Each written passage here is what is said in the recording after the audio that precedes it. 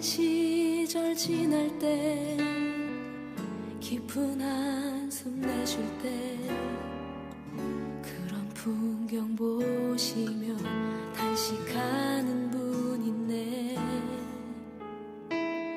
고와 같이 너희를 버려두지 않으리. 내가 너희와 영원히. 오늘 말씀 어떻게 보면은 이제 이스라엘 사람들이 애굽을 탈출해서 시내산에서 율법을 수여받기 직전에 와 있어요. 율법을 하나님으로부터 수여받기 직전의 사건을 오늘 읽었어요, 우리가. 그러니까 오늘 말씀은 어떻게 보면 아주 중요한 일을 앞두고 좀 준비하는, 좀 한숨 쉬어가는 그런 시간이기도 하고, 중요하게는 어떤 이스라엘의 사회 구조의 근원이라고 할 수 있는 말씀이 오늘 이렇게 기록이 되어 있습니다. 그래서 오늘 말씀을 보면은 모세의 장인이 나오죠. 모세의 장인. 이름은 이드로라고 그렇게 부릅니다. 18장 처음부터 읽어보면 이드로하고, 장인 이드로하고 또 모세의 아내하고 두 아들하고의 가족 상봉이 있습니다. 가족 상봉. 출애굽이라는 아주 큰 일을 모세가 감당하기 위해서 가족하고 좀 떨어져 있었어요. 떨어져 있었는데 오늘 장인 이드로가 자기 딸 모세의 아내 십보라와 그리고 두 아들 게르솜과 엘리에셀을 데리고 모세를 찾아왔습니다. 그래서 오랜만에 가족이 상봉했어요. 우리 명절에 가족들 상봉해서 같이 이렇게 즐거운 또 화목한 시간 보내는 것처럼 이제 가족이 함께 모였습니다. 얼마나 행복하겠어요. 그래서 헤어져서 있었던 모든 일들을 서로 이야기하면서 하나님께 영광 올려드리는 그런 시간도 갖게 되는데, 모세가 이드로에게 지금까지 출애굽해서 있었던 일을 낱낱이 이렇게 이야기해 줬어요. 애굽에서 있었던 일, 나와서 홍해를 가르고 다 이야기했겠죠. 그런 이야기들을 이렇게 서로 나누고 나서 그 이야기를 이드로가 들으니까 정말로 하나님이 진짜 참된 신이시고 하나님이시다라는 것을 이드로가 간증하는, 모세의 간증을 듣고 깨달았어요. 깨닫고는 이렇게 고백을 합니다. 18장 11절에 이렇게 이야기하거든요. 이제 내가 알았도다. 여호와는 모든 신보다 크심으로 이스라엘에게 교만하게 행하는 그들을 이기셨도다. 이제 내가 알았도다. 여호와는 모든 신보다 크시다. 알았도다. 자, 그걸 어떻게 알았다는 거예요?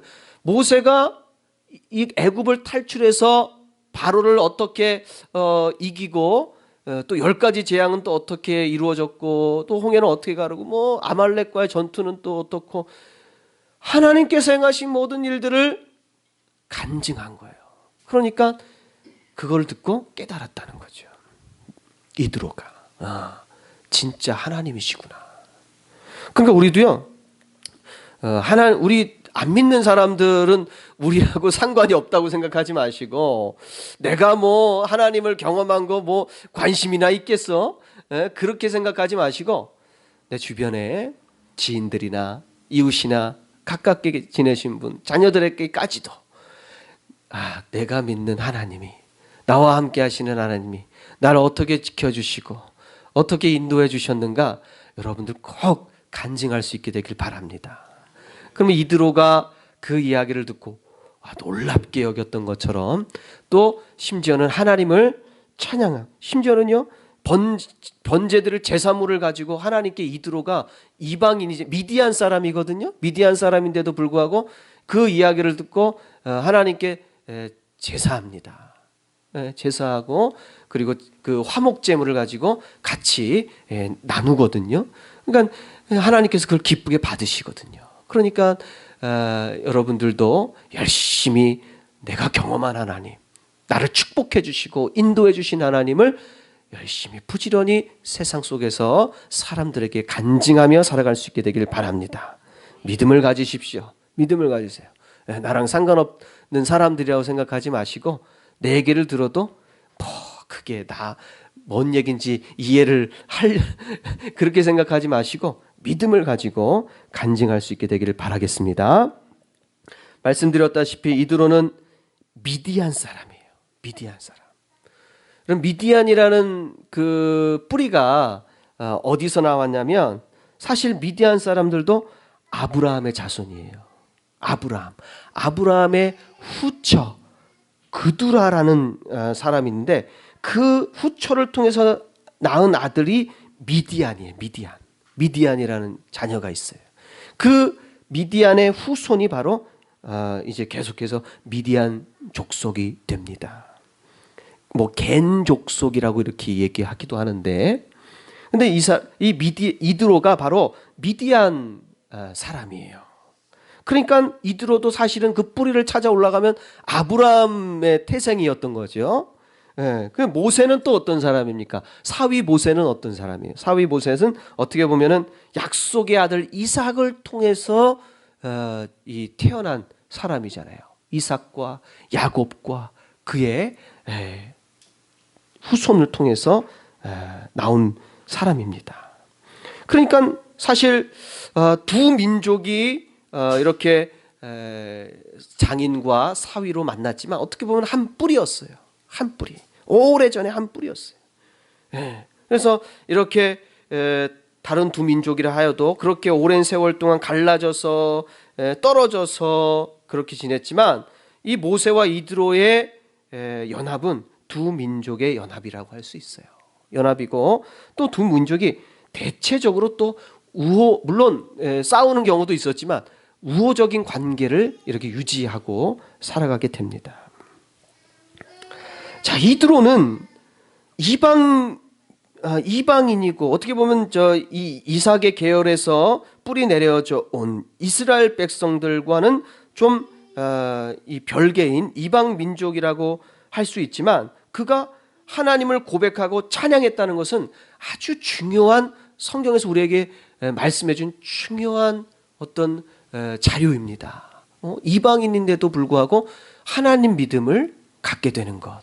하나님이 참 하나님, 누구보다 크신 하나님이다. 이거는요, 그냥 고백할 수 있는 게 아니에요. 그냥 고백할 수 있는 게 아니에요. 믿음이 아니고서는 어떻게 하나님이 참된 하나님이시고 어떠한 것보다 어떠한 우상들보다 크신 하나님이다. 이런 고백을 할 수 있겠습니까? 하나님을 고백하고 찬양하는 이드로의 모습 속에서 일찍이부터 이방인의 구원을 다 계획하셨구나 라는 것을 우리가 알 수 있습니다. 자, 이드로는요 그냥 모세에게 들은 이야기로 이 하나님을 찬양하고 고백했어요. 예수님의 제자 중에서 여러분 도마 아시죠? 도마가 예수님 부활하신 다음에 예수님께서 부활하셨다는 걸 안 믿었어요. 그 얘기를 듣고 제자들이 부활했다는데 안 믿는 거예요. 그런데 이 도마는 어떡합니까? 그 못자국을 내가 확인하고 만져야지 내가 믿을 수 있을 것이다. 그랬더니 예수님 만져라. 만져고서라도 믿어봐라. 하고 이렇게 말씀하시는데 그런데 보고 믿는 사람도 어떻게 보고 믿을 수 있으면 그것도 축복이지만 안 보고 믿으면 그거 더 큰 축복이지 않습니까? 더 큰 믿음이고. 그러니까 지금 이드로는 마치 그런 거예요. 이 사람이 직접 그 출애굽의 사건들을 경험하진 않았지만 보지 못했지만 그 복음의 소식을 듣고 믿었다는 거죠. 그 우리가 어떻게 보면은 이런 은혜를 받고 사는 거예요. 우리도 사실은 예수님과의 시대를 따져보면 얼마나 오랜 시대입니까? 시간들이 그 간격이 우리가 사실 믿기가 어려워요.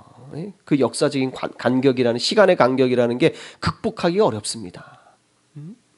그런데도 불구하고 내가 경험한 것으로 내가 직접 본 것처럼 그렇게 예수님을 믿고 있다는 것은 큰 은혜이고 축복인 줄 믿습니다. 바로 이 이드로는 보지 못했지만 듣고도 믿는 그런 축복을 받았다고 할 수 있습니다.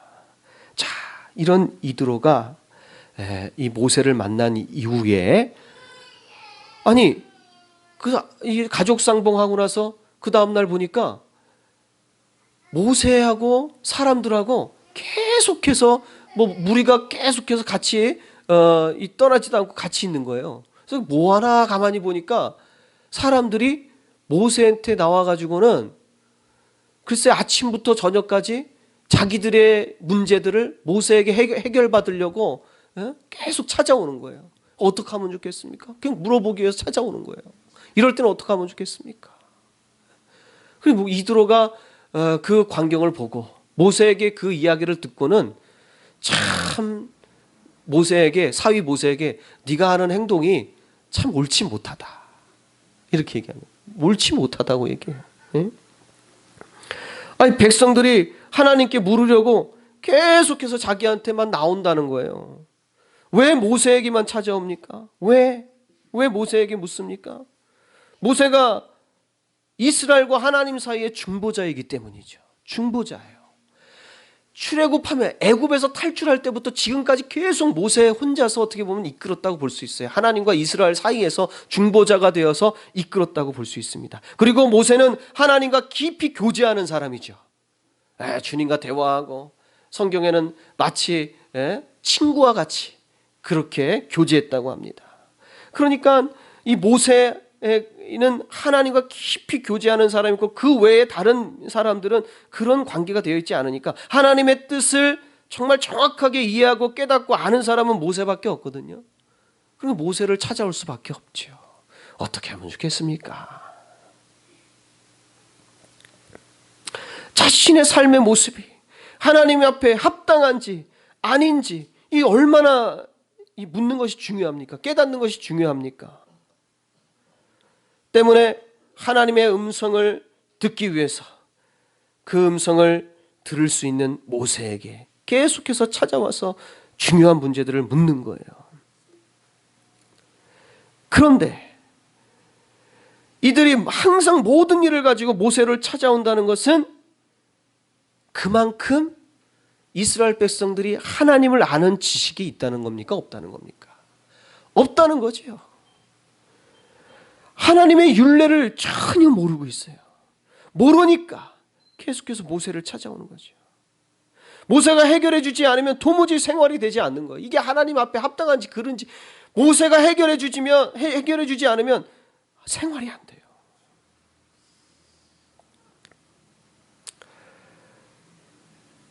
그런데 모세도 똑같이 연약한 사람입니다. 혼자서 이 일을 감당하기는 너무 힘들어요. 오늘 18절의 말씀에도 나오지만은 너와 또 너와 함께한 이 백성이 필견 기력이 쇠하리니 이 일이 내게 너무 중함이라. 내가 혼자 할 수 없으리라.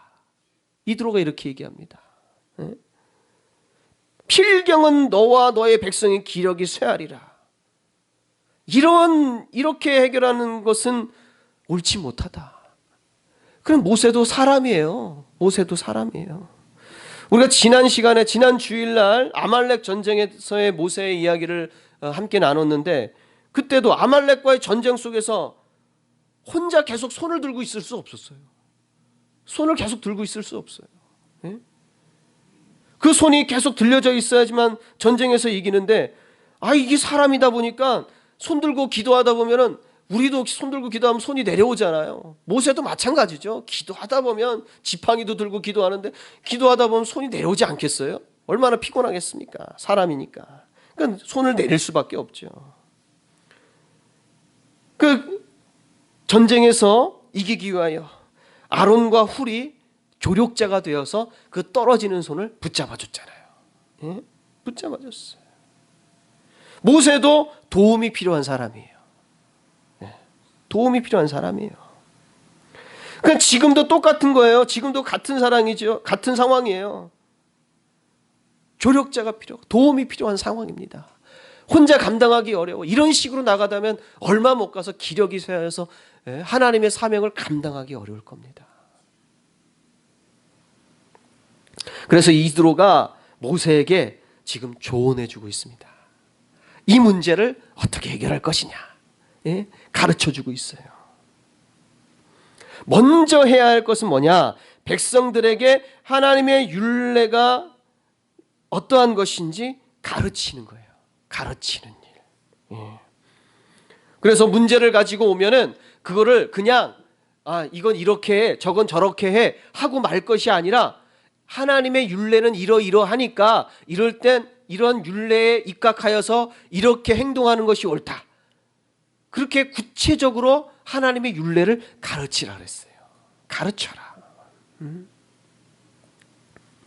오늘 말씀에 19절에 나오죠. 이제 내 말을 들으라. 내가 내게 방침을 가르치리니 하나님이 너와 함께 계실지로다. 너는 하나님 앞에서 그 백성을 위하여 그 사건들을 하나님께 가져오며 20절 그들에게 율례와 법도를 가르쳐서 마땅히 갈 길과 할 일을 그들에게 보여라.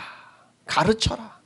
그냥 이렇게 해라 저렇게 해라 할 것이 아니라 하나님의 율례와 법도를 잘 가르치라는 거예요. 왜 그렇게 해야 하는지.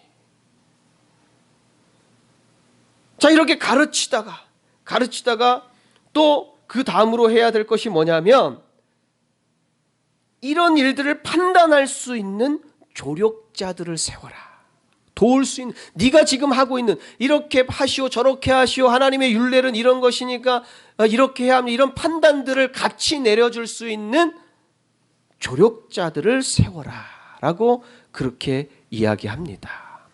오늘 성경에서 그런 조력자들을 향해서 뭐라고 얘기하냐면 21절에 보면 너는 또 온 백성 가운데 능력 있는 사람들을 세워라. 능력 있는 사람들을 세워라 이렇게 얘기합니다. 능력 있는 사람들. 능력 있는 사람들은 어떤 사람들입니까? 능력 있는 사람들, 세상에서 능력 있는 사람들은요, 어떤 사람들을 우리가 능력 있다고 합니까? 지식이 많든지, 기술이 많든지, 아니면 권세가 많든지, 아니면 돈으로라도 뭐든지 할 수 있는 돈이 많은 사람들이든지, 하여간 뭐 중에 하나는 있어야 능력 있는 사람들이잖아요. 그죠? 세상이 생각하는 능력은 바로 그런 것입니다. 그런데 오늘 정말로 중요한 모세를 도운 조력자를 세우는 이 능력 있는 사람들의 기준은 무엇이냐? 세상에서 말하는 기준과는 전혀 다른 것이었어요. 첫 번째, 21절에 보니까 능력 있는 사람을 세워라. 어떤 사람이냐? 첫 번째, 하나님을 두려워하는 사람이어야 된다. 하나님을 두려워하는 사람이야. 두 번째가 진실해야 된다. 세 번째가 뭡니까? 불의한 이익을 미워해야 한다. 이 세 가지 기준을 가지고 세우라는 거예요. 하나님을 두려워. 자, 이드로라는 사람이 이방 민족이었고 이방인 제사장이었는데 그런데 하나님을 두려워하는 사람들을 세우라고 조언해 줍니다. 이건 참 놀라운 일이에요. 아니 하나님에 대해서 모세가 알면 더 잘 알지 뭐 이드로가 더 잘 알겠습니까? 이방인 미디안 제사장이. 그럼에도 불구하고 그 입술에서 능력인들을 세울 때 첫 번째 하나님을 두려워한 첫 번째로 얘기한 게 하나님을 두려워하는 사람을 세워라. 제가 지난주에도 말씀드렸지만요, 그 아말렉 민족이 이스라엘을 이 공격한 이유가 뭐라고 설명되었냐면 하나님을 두려워하지 않기 때문이었다 이렇게 얘기해요. 하나님을 두려워하지 않기 때문에 이스라엘 민족을 광야에서 지치고 힘들고 피곤할 때 뒷공문에 와가지고 쳤다는 거예요. 네. 하나님을 두려워하지 않기 때문에. 하나님을 두려워하는 것과 하나님을 두려워하지 않는 것은 엄청난 행동의 결과를 가져옵니다. 제가 말씀드렸지만은 이스라엘의 율례들 가운데 율례, 법도를 가르칠 때 성경에서 기록할 때 꼭 그 율례를 이야기한 다음에 끝부분에 뭐가 붙은다 그랬어요? 하나님을 경외하라는 말이 붙어요. 제가 다시 한번 말씀드리면 레위기 19장 14절에 너는 귀먹은 자를 저주하지 말며 맹인 앞에 장애물을 놓지 말고 내 하나님을 경외하라. 레위기 19장 32절에도 보면 너는 센 머리 앞에서 일어서고 노인의 얼굴을 공경하며 내 하나님을 경외하라. 레위기 25장 17절 너는 너희 각 사람은 자기 이웃을 속이지 말고 내 하나님을 경외하라. 법도를 가르치면서 그 법도들, 구체적인 법도들 뒤에다가 내 하나님을 경외하라라는 말을 넣어요. 이게 왜 넣는 겁니까? 하나님을 경외한다는 건 하나님을 두려워한다는 뜻이에요. 하나님을 경외하지 않으면, 하나님을 두려워하지 않으면 내가 가르치는 율례를 안 지킨다는 거예요. 하나님을 두려워해야지 지키는 거예요. 네. 부모 말씀은 부모를 두려워할 줄 알아야 자녀가 잘 지키는 겁니다. 만만하게 보면 안 지켜요. 하나님을 두려워해야 율례와 법도를 잘 지킵니다. 하나님의 규범은 하나님을 두려워해야 잘 지키는 거예요. 그래서 하나님을 두려워하는 사람을 세워라. 네? 그래야지 본이 되어서 하나님의 율례를 잘 지킬 것이고 잘 지켜야 가르칠 수도 있는 거 아니겠습니까? 두 번째가 뭡니까? 항상 진실해야 된다 그랬어요. 진실해라. 훌륭한 법도요, 자기 권세를 위해 사용하면요 악하게 쓰일 수 있습니다. 네. 법을 적용하는 사람의 인격이 어떠하냐에 따라서 큰 차이를 가져옵니다. 자기 이익을 위해서면 속이는데 그 법을 악용할 수 있어요. 예수님 당시의 상황이 이와 같았습니다. 바리새인들은 율법의 최고 학자들이었어요. 바리새인들은 율법에 있어서는, 하나님의 율례에 있어서는 둘째가라면 서러울 정도로 최고였습니다. 그런데 바리새인들은 율법을 사람을 죽이고 정죄하는 데 사용합니다.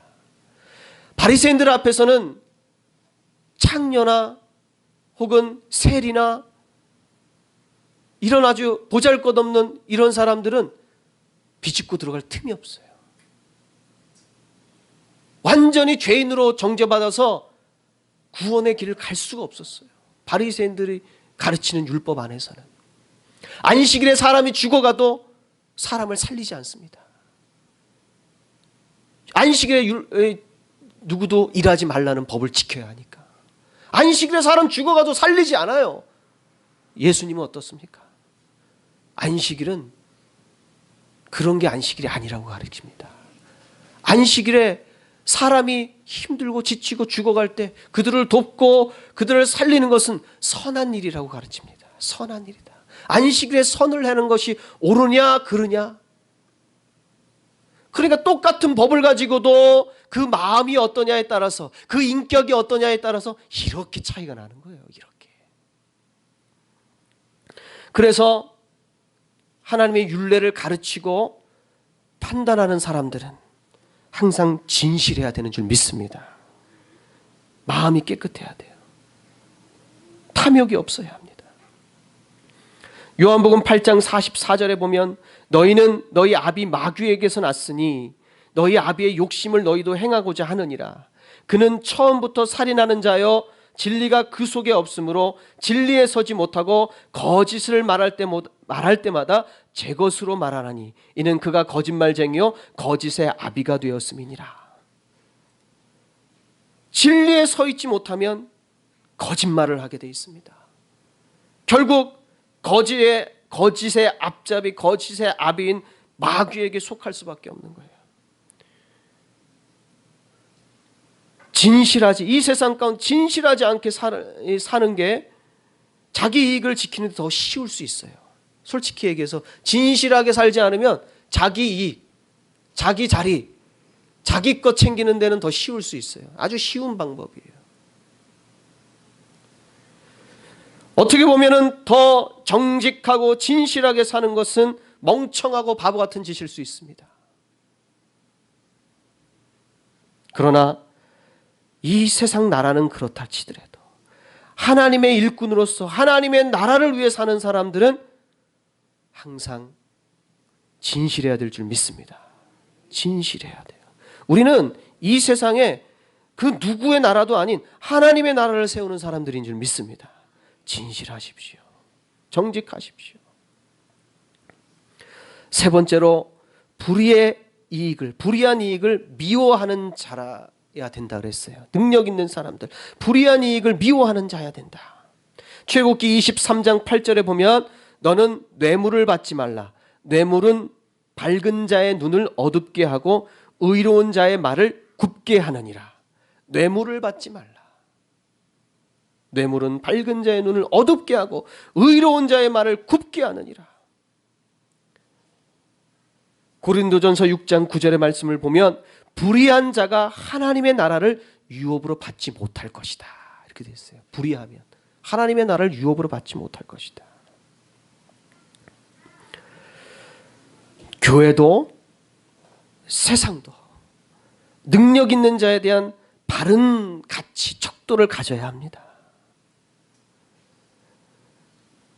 공정한 재판을 내릴 수 없는 그런 사람이 되어서는 절대 안 될 것입니다. 공정하게 하나님의 말씀에 입각하여. 저는 목사거든요. 저는 목사라서 어디 가든지 세상의 지식을 따라갈 수 없어요. 저는 세상의 지식을 따라갈 수 없고 세상 사람들이 못해요. 어디 가든지 저는 목사로서 얘기합니다.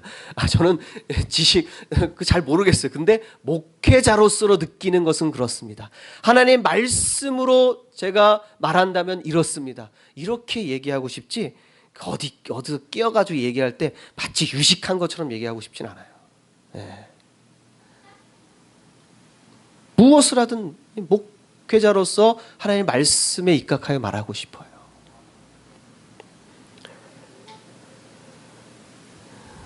우리는 절대로 세상에 능력 있는 사람들이라는 그 가치 기준에 따라가서는 안 될 것입니다. 능력 있는 사람들은 어떤 사람들입니까? 하나님을 두려워하고 진실하며 불의한 이익을 미워하는 자다. 세상의 기준은 없어요. 오직 하나님의 기준입니다. 여러분들 어때요? 한번 물어봅시다. 내 자신한테 물어봐요. 나는 하나님을 두려워하는가? 아무개야 자신한테 물어보는 거. 너 하나님을 두려워하니? 두려워하세요? 끄덕끄덕 하시는 거니까 두려워하니. 그러면 능력 있는 사람이 될 수 있네요. 세상 지식 없어도. 자, 두 번째, 나는 하나님 앞에 진실한가? 한번 물어보세요. 진실한가? 지식이 중요한 게 아니에요. 세상의 경험이 중요한 게 하나님 앞에 진실하냐가 중요한 거예요. 우리는 이 문제를 해결할 수 있습니다. 세상이 주는 가치가 아닌, 세상에서 나는 절대 무슨 서울대학교 지금 가라면 갈 수 있겠어요? 못 가죠. 우리가 어떻게 가겠어요? 그런 기준이 아니에요. 진실하냐 안 하냐. 이거는 어려운 문제일 수는 있겠지만 우리가 못할 문제는 아니에요. 절대로. 불의한 이익을 미워하는 자다. 여러분 불의한 이익, 뇌물 좋아하세요? 불의한 이익 이런 거 좋아하세요? 아니죠? 그럼 능력 있는 사람 될 수 있는 거죠. 누구나 다 될 수 있어요. 누구나 다 될 수 있어요. 오늘은요, 우리가 뭐 하는 날이에요? 직분자, 재직, 헌신 예배로 하나님께 우리를 드리는 날이에요. 여러분들 우리가 이렇게 우리 드릴 때 세상의 가치로 드리는 게 아닙니다. 나를 드릴 때 세상의 가치로 드리는 게 아니에요. 오늘 우리는 다 전부 다 능력 있는 사람들이 되어서 하나님 앞에 우리 자신을 드려야 합니다. 누구도 이 능력 있는 사람들을 되지 못할 이유가 없습니다. 하나님께서는 기준을 세우실 때 누구든지 다 그런 사람이 될 수 있는 기준을 우리에게 마련해 주시는 줄 믿습니다. 여러분들의 결단이 필요해요. 결단. 이거는요, 다른 문제가 아니라 내 믿음과 나의 결단의 문제이지요. 그래서 큰 일은 이렇게 이 능력 있는 사람, 하나님을 두려워하고 진실하고 불의한 이익을 미워하는 사람들을 세워서 1000부장, 100부장, 50부장, 10부장을 세워라. 그렇게 일꾼들을 세워서 큰 일은 너에게 가져오게 하고 작은 일은 어떻게 하라 그래요? 그들이 재판하게 하라. 그들이 알아서 하게 하라.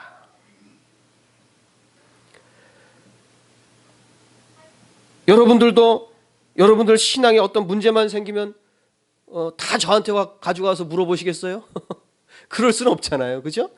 내게도 하나님의 감동과 지식이 있어서 작은 웬만한 일들은 내가 좀 그것을 해결할 수 있고 풀어나갈 수 있는 믿음과 지식이 있어야 하지 않겠습니까? 그런 지혜가 있어야 되지 않겠습니까? 그런 기도할 때 그런 감동들이 있어야 하잖아요. 그죠? 그 필요한 거예요. 네. 그리고 이 문제는 좀 큰 문제다. 내가 해결할 수 없는 영적인 문제다. 그러면 또 저한테 가져와서 함께 기도하고 하나님께 기도하고 말씀으로 또 찾아보기도 하고 그렇게 하는 거죠.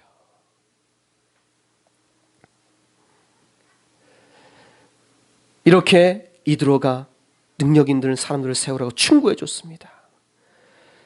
여러분, 모세에게 감히 충고해 줄 사람이 있을까요? 이것도 굉장히 중요한 문제예요. 모세에게 과연 이렇게 조언해 줄 사람이 과연 있었을까요? 모세는 하나님의 음성을 듣고 이스라엘을 애굽이라는 큰 나라로부터 탈출시킨 사람이에요. 홍해를 가르고 바위에서 물도 나게 하고 온갖 기적을 다 행한 사람입니다. 그런데 이런 사람한테 누가 조언할 수 있겠어요? 그러나 이드로는 그런 모세에게 그의 잘못된, 잘못이라기보다는 조금 지혜롭지 못하게 행하는 그런 일들을, 융통성 없게 행하는 그런 일들을 잘 가르쳐줘요. 조언해 줍니다. 그럴 때 모세는요, 그 말을 겸허히 받아들입니다. 우리가요, 신앙생활 오래 하다 보면요, 어느 순간에 남의 말 안 들을 때가 있어요. 내가 경험이 많은데, 이미 다 해봤는데 남의 말 안 들을 수 있어요. 그러나 모세도 이런 이 영적인 지도자도 이 이드로의 장인의 말을 들었던 것처럼 우리 모두가 정말로 하나님께서 주신 감동 안에서 겸손하게 언제든지 바른 길로 인도하는 바른 교훈을 들을 수 있게 되길 바랍니다. 그러면 우리는 다 화합하고 연합하고 사랑하고 잘 섬기고 이럴 수밖에 없어요. 교회의 일꾼을 세우는 귀한 날입니다. 오늘 능력 있는 사람들을 세울 때에 그 능력이 무엇인지 여러분들 깨달으시고 바로 알고 주님 앞에 헌신하십시오. 중요한 날이기 때문에 이런 말씀을 드리는 거예요. 능력 있는 사람들에 대한 기준도 알지 못하고 우리가 나 자신을 드릴 수는 없잖아요. 그러니까 여러분들 오늘 말씀 전해드린 것처럼 이런 사람이 하나님 앞에는 쓰임받는 일꾼이고 능력 있는 사람들이고 나도 불가능한 것이 아니구나. 여러분들 깊이 깨닫고 하나님 앞에 헌신하는 축복이 있게 되기를 간절히 축원합니다. 기도하시겠습니다. 참으로 좋으신 하나님, 말씀으로 우리를 깨우쳐 주시니 감사합니다. 능력 있는 사람은 능력 없다고 말씀합니다. 능력 없는 사람, 능력 있는 사람, 진실하게 그 위한 능력이 이것은 세상의 지식을 쌓아가는 것도 아니고 세상의 권세를 가져가는 것도 아니고